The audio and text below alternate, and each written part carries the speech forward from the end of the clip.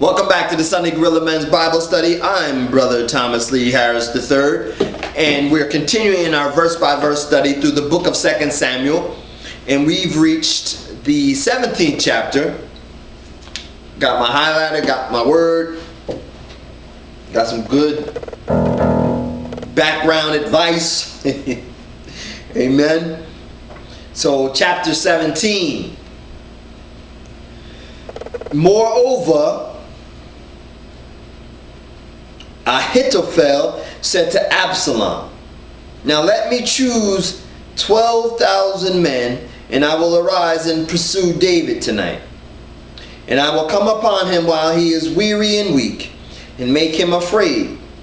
And all the people who are with him will flee, and I will strike only the king. Then I will bring back all the people to you.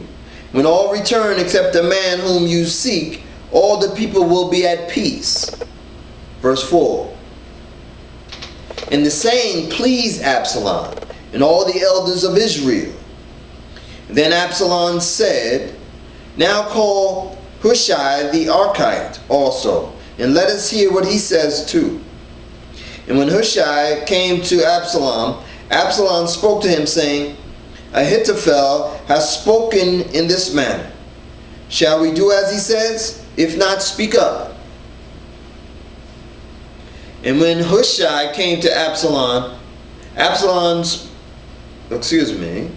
verse 7.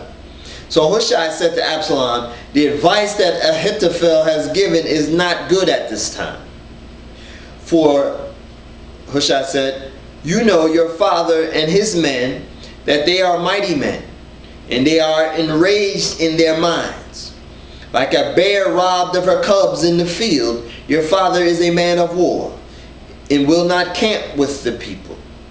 Surely by now he is hidden in some pit, or in some other place. And it will be, when some of them are overthrown at first, that whoever hears it will say, 'There is a slaughter among the people who follow Absalom.'" Verse 10. "And even he who is valiant, whose heart is like the heart of a lion, will melt completely. For all Israel knows that your father is a mighty man, and those who are with him are valiant men. Therefore I advise that all Israel be fully gathered to you, from Dan to Beersheba, like the sand that is by the sea of the multitude, that you go to battle in person. So we will come upon him in some place where he may be found, and we will fall on him as dew falls on the ground. And of him and all the men who are with him there shall not be left so much as one. Moreover, if he withdraws into the city, then all Israel shall bring ropes to that city, and we will pull it into the river, until there is not one small stone found there." Verse 14. So Absalom and all the men of Israel said, "The advice of Hushai the Archite is better than the advice of Ahithophel. For the Lord had promised to defeat the good advice of Ahithophel, to the intent that the Lord might bring disaster on Absalom." Then Hushai said to Zadok and Abiathar the priest, "Thus and so Ahithophel advised Absalom and the elders of Israel, and thus and so I have advised. Now therefore send quickly to tell David, saying, 'Do not spend this night in the plains of the wilderness, but speedily cross over, lest the king and all the people who are with him be swallowed up.'" Verse 17. Now Jonathan and Ahimaaz stayed on Rogel, for they dared not be seen coming into the city. So a female servant who had come and tell them, and they would go and tell King David. Nevertheless the lad saw them and told Absalom. But both of them went away quickly and came to the man's house in Bahurim, who had a well in his court, and they went down into it. Then the woman took and spread a covering over the well's mouth, and spread ground grain on it. And the thing was not known. Verse 20. And when Absalom's servants came to the woman at the house, they said, "Where is Ahimaaz and Jonathan?" So the woman said to them, "They have gone over the water brook." And when they had searched and could not find them, they returned to Jerusalem. And now it came to pass, after they had departed, that they came up and out of the well, and went and told King David, and said to David, "Arise and cross over the water quickly, for thus has Ahithophel advised against you."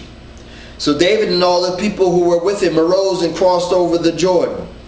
By morning light, not one of them was left who had not gone over the Jordan. Verse 23. Now when Ahithophel saw that his advice was not followed, he saddled a donkey, arose, and went home to his house, to his city. Then he put his household in order, and hanged himself, and died, and he was buried in his father's tomb. That depression is tough. We can mark that. That's significant. I marked it with like a question mark. That it's stunning. Verse 24. Then David went to Mahanaim, and Absalom crossed over the Jordan, he and all the men of Israel with him. And Absalom made Amasa captain of the army instead of Joab. This Amasa was the son of a man whose name was Jethro, an Israelite, who had gone in to Abigail, the daughter of Nasha, sister of Zeruiah, Job's mother.